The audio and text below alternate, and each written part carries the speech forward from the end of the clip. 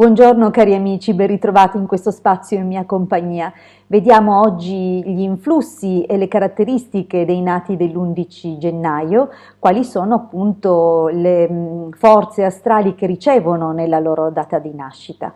Prima però di addentrarci nell'approfondimento di questo aspetto, vi invito, se ancora non l'avete fatto, a iscrivervi al mio canale YouTube, se ancora non l'avete fatto, di iscrivervi al canale del Marietto Veneziano. Il vostro sostegno per noi è molto prezioso.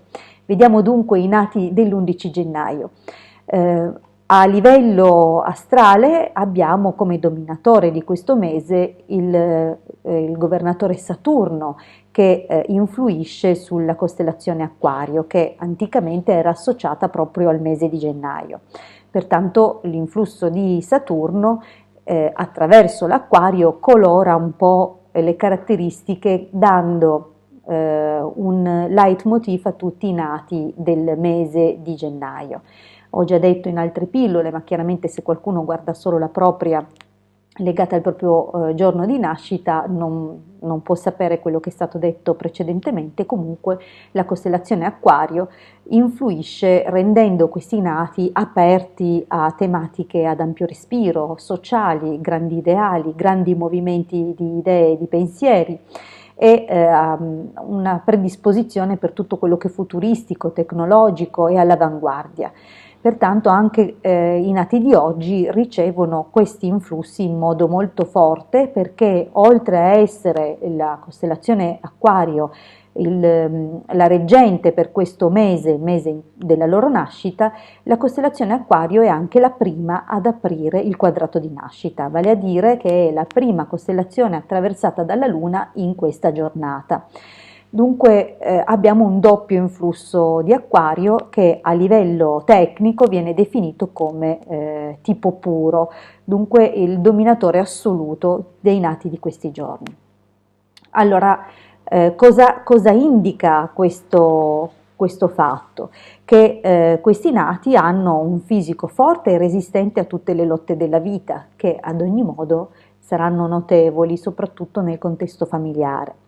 La loro fortuna sarà discreta finanziariamente parlando, e inoltre le forme e l'aspetto fisico è molto armonioso, molto bello, come per tutti i nati di Acquario, Bilancia, Gemelli Bilancia, Gemelli e Vergine, cioè tutti i tipi umani hanno comunque un aspetto molto piacente, molto bello da vedere. Dunque anche loro hanno un fascino e sono sicuramente molto attraenti. Il carattere è signorile, così come vuole appunto la forte presenza di Saturno e soprattutto nella costellazione Acquario, dunque gioviale, geniale, gioviale perché abbiamo subito a seguire l'influsso appunto di Giove. Dunque sono sicuramente molto intelligenti, brillanti, ma hanno una caratteristica spiccata che è dovuta proprio dalla presenza molto marcata della costellazione Acquario, e cioè quella di essere delle persone gelose, e sicuramente i loro partner potranno confermarlo perché spesso potranno ricevere delle scenate di gelosia proprio dai loro compagni, mariti o anche dalle loro mogli. Possono diventare un po' litigiosi, soprattutto per questioni di orgoglio, e molto rigorosi, talvolta sfiduciati. Cos'è a dare loro questa sfiducia? La presenza appunto molto forte di Saturno, che li rende anche vagamente malinconici. Hanno già la tendenza a isolarsi in certi momenti e a tirare sempre un po' le somme delle cose in separata sede, dunque spesso seppur sappiano stare in compagnia degli altri, tendono comunque a star bene anche per conto proprio, anzi sono desiderosi comunque dei loro spazi e di potersi muovere liberamente.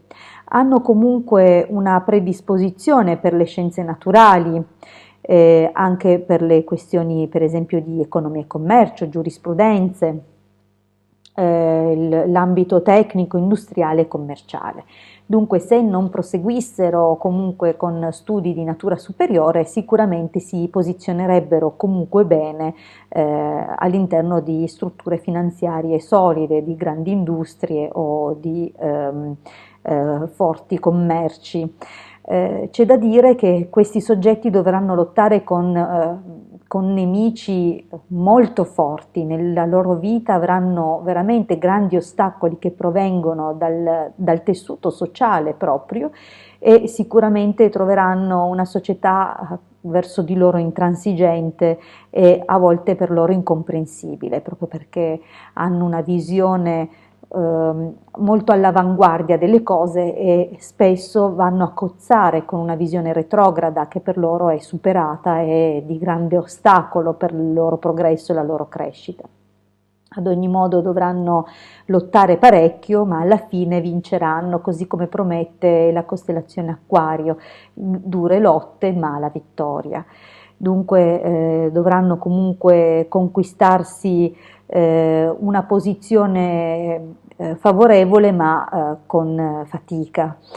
Per quanto riguarda la loro vita, devono fare attenzione anche a un altro aspetto, sono infatti soggetti a questioni giudiziarie cioè più volte nella vita, magari potrà capitare una bega legata a una questione di affari, a questione dunque economica, probabilmente per un'assicurazione anche, oppure ancora per questioni sentimentali, probabilmente una separazione o per relazioni illecite di qualche natura.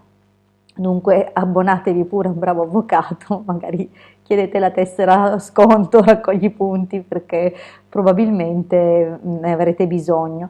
E un altro consiglio che vi danno le stelle è di rivolgervi comunque a loro, di non fare in autonomia perché potreste appunto non spuntarla, cioè non difendervi in modo adeguato. Dunque per qualsiasi cosa non esitate, rivolgetevi a chi di dovere e fatevi seguire bene. Ad ogni modo le costellazioni sono a vostro favore e gli accordi dovrebbero essere sempre positivi e in qualche caso addirittura vi dovrebbero dare ragione in maniera assoluta.